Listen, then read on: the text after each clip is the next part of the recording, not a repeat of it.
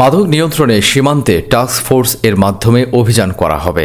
ভারতীয় সীমান্তবর্তী বাংলাদেশের অভ্যন্তরে বিভিন্ন বাড়িতে মাদক বিক্রি হয়।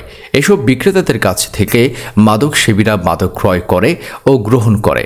এছাড়া ওইসব এলাকার লোকজন অধিকাংশই মাদক ব্যবসার সাথে জড়িত। এদের বিরুদ্ধে আইনি পদক্ষেপ গ্রহণ করতে হবে এবং টাস্ক ফোর্সের মাধ্যমে অভিযান চালিয়ে তাদের ধরতে হবে। সোমবার কুমিল্লার বুড়িচং উপজেলা আইন শৃঙ্খলা কমিটির সভায় এসব তথ্য তুলে ধরে বিজিবি কর্মকর্তাদের নির্দেশনা প্রদান করেন বুড়িচং উপজেলা নির্বাহী অফিসার শাহিদা আক্তার। আইন শৃঙ্খলা কমিটির সভায় বুড়িচং প্রেস ক্লাবের সাধারণ সম্পাদক জহিরুল হক বাবু বলেন, ঈদ আসলেই সীমান্তে মাদক সেবীদের আনাগোনা বেড়ে যায়। বিভিন্ন অঞ্চল থেকে মোটরসাইকেল বহর নিয়ে মাদক সেবীরা সীমান্ত এলাকায় যায় এবং মাদক গ্রহণ করে, ফলে আইন শৃঙ্খলার অবনতি হয়। এই বিষয়ে প্রশাসনকে কঠোর ভূমিকা পালন করতে হবে। বুড়িচং উপজেলা নির্বাহী কর্মকর্তা শাহিদা আক্তার এই বিষয়ে কঠোর ভূমিকা পালন করার জন্য আইন শৃঙ্খলা বাহিনীর সদস্যদের নির্দেশ দেন।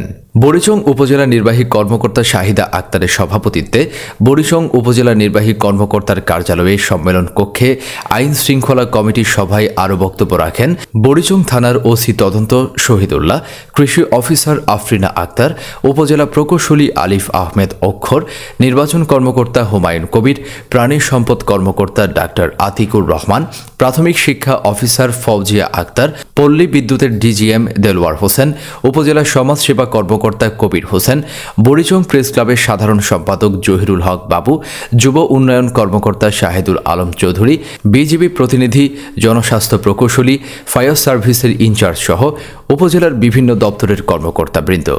আলোচনা সভায় আইন শৃঙ্খলা পরিস্থিতি নিয়ন্ত্রণে দাপ্তরিক কর্মকর্তাদের আরও ভূমিকা রাখার আহ্বান জানান উপজেলা নির্বাহী কর্মকর্তা শাহিদা আক্তার। গোলাম কিবরিয়া, কুমিল্লা ক্রাইম বার্তা।